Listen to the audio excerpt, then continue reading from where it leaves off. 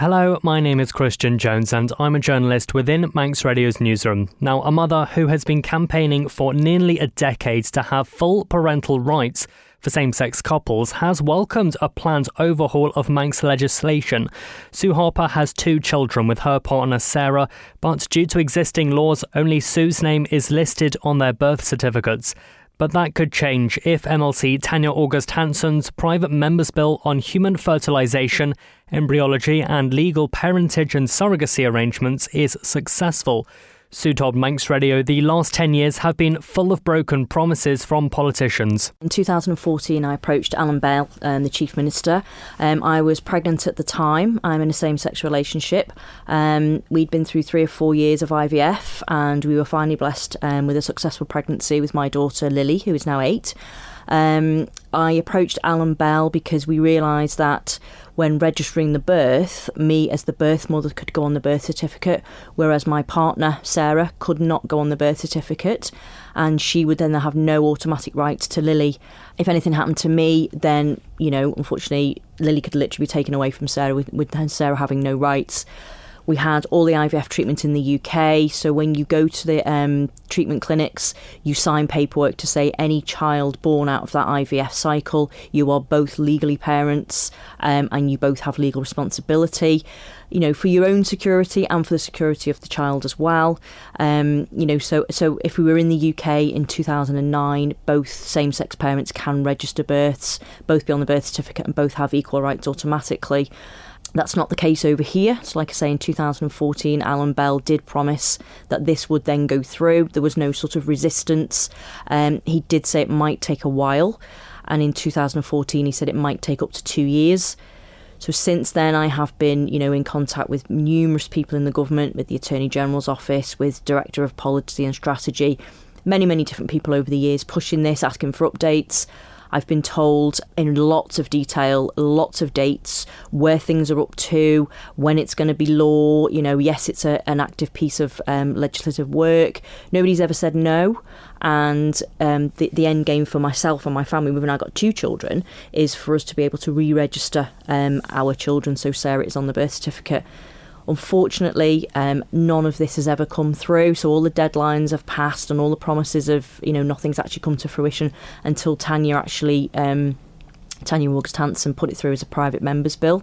And Tanya has got it now to public consultation, which is the furthest that it's ever been. So, Tanya has done more work in the last 18 months than got it as far as it's ever been than really knowing what I know now.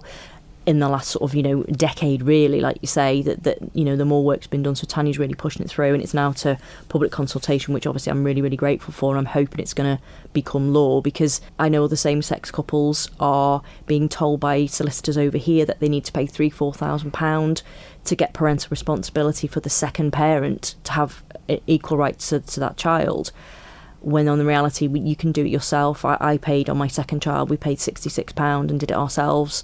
So there's a lot of misinformation out there for same-sex couples about getting, rights to the children that they loved and wanted and have planned for. And I know you mentioned that Mr. Bell said it could take time and predicted, up to 2 years. What's your confidence like in policymakers now that you've seen this amount of time? Very low, to be honest. All the time, the emails that I've been getting and the contact that I've had with the people in the government, I've always felt confident that it was going to go through, because like I say, I've been told details and stages and deadlines. It's never just been a one-liner email back to me, yes, it will happen. It's always been extremely detailed, and I've just thought a lot of people are working very hard on it to get it through.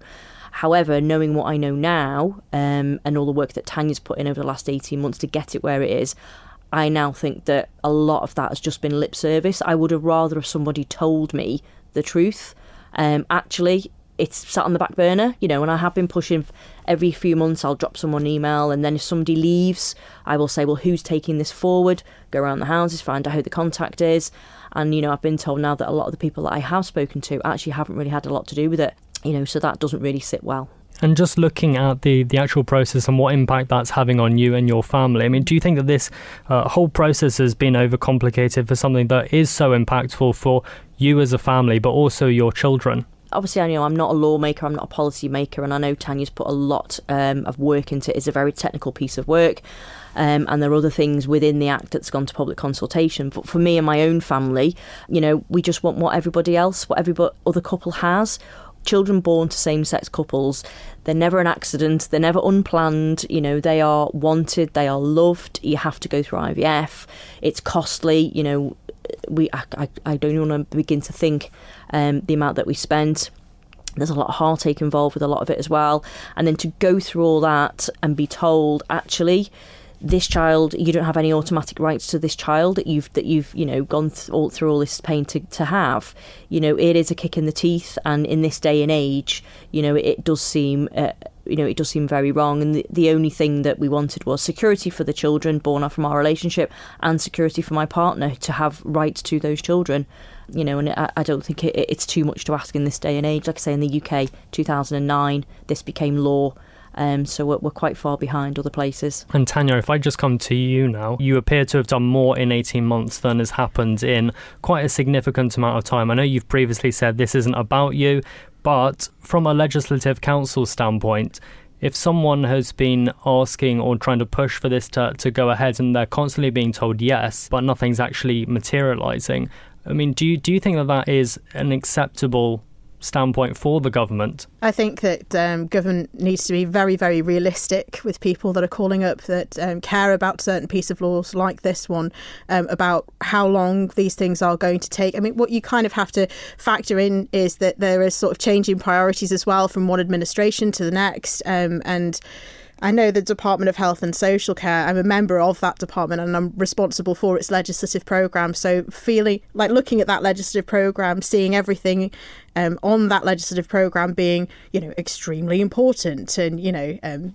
must get through, like capacity, like, deprivation of liberties legislation, like, mental health legislation, healthcare reform, regulation of care.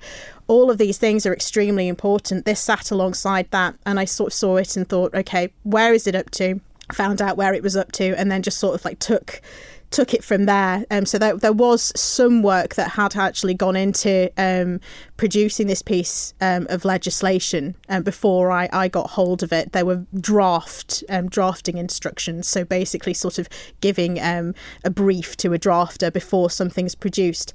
But it had kind of not really gotten any further than that. So I got hold of the drafting instructions, worked with on those drafting instructions with a drafter, and kind of got it up to where it needed to be before we then looked to create a piece of draft legislation and move that forward. The department did intend on bringing this. It's just, it sort of falls a little bit further down some of the priorities of legislative work that are already sat there. So I kind of thought to myself, well, I've got a little bit of time. I feel like I have a little bit of time to sort of plough into this personally and on my own and away from the department, but in consultation with it.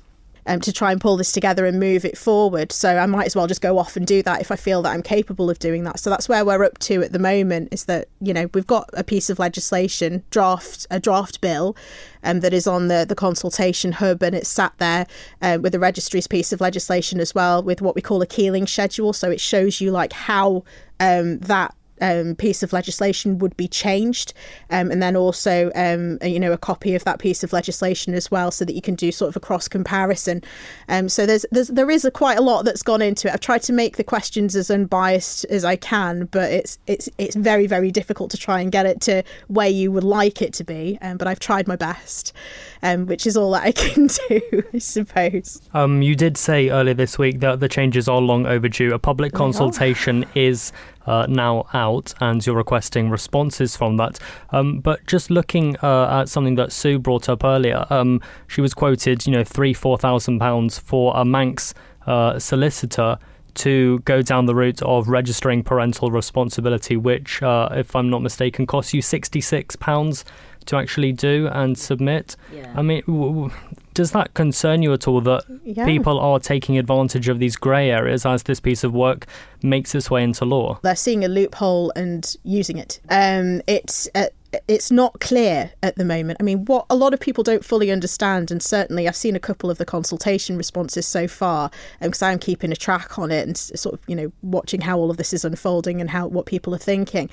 Same-sex couples are having kids. They are having children. They are having them already. You can't change that, but what you can do is give them parity with all of the other parents across the Isle of Man. So it's essentially just sort of creating an environment that is safe for everybody to kind of operate in. Everyone has the right to have a child. Everybody does. There should be no differences. You're not going to stop people from doing it. So let's just get on with it and can create that degree of parity and equality and inclusion. So there's already been some consultation that's kind of taken place on this piece of legislation as it's travelled so far. So Public Health have been very much involved, and they've had sight of the draft bill, they've had sight of the drafting instructions and the sort of direction of travel. The Department of Health and Social Care have been very much involved as well. They've seen numerous iterations of the bill before it was ready for public consultation. They're currently content and happy with it. Ed Clegg from Registries has also had sight of it.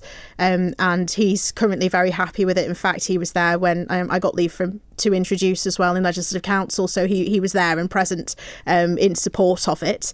So there's an awful lot of support and momentum that's already really there. I mean, in the last administration, I believe that Dawn Kinnish, who is now my colleague in Legislative Council, was very passionate about getting this done. I know that Jane Poole Wilson, who was the previous equality champion in the last administration, was also supportive. So there is a groundswell of support.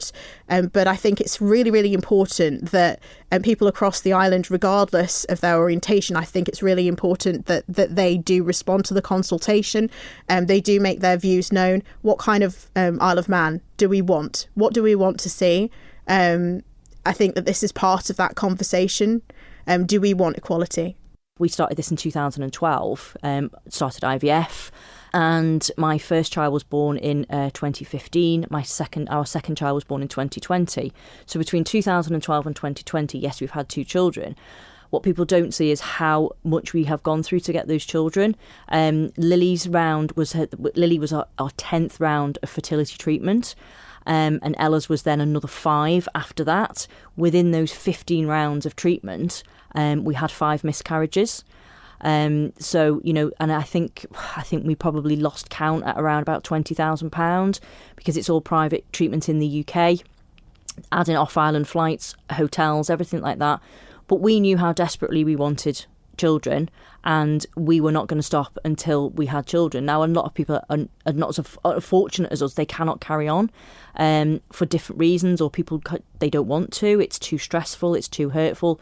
But the love, the hurt, the grief, the jubilation that we went through for our 2 children is absolutely amazing. But then to be told, actually, you've gone through all that, but no, you can't have a right to that child at all. It's that doesn't really sit very well. But they're not easy journeys to have these children. And a lot of same-sex couples on the island are going through it. I know people are going through it. And that's why it's so important then to just have the last tick in the box, the same right as everybody else has, for that child to have, for the security of the child, the security of the parent, to belong in that family and have it written down on paper. Thank you for making it to the end of the Little Manx Radio newscast. You are obviously someone with exquisite taste. May I politely suggest you might want to subscribe to this and a wide range of Manx Radio podcasts at your favourite podcast provider, so our best bits will magically appear on your smartphone. Thank you.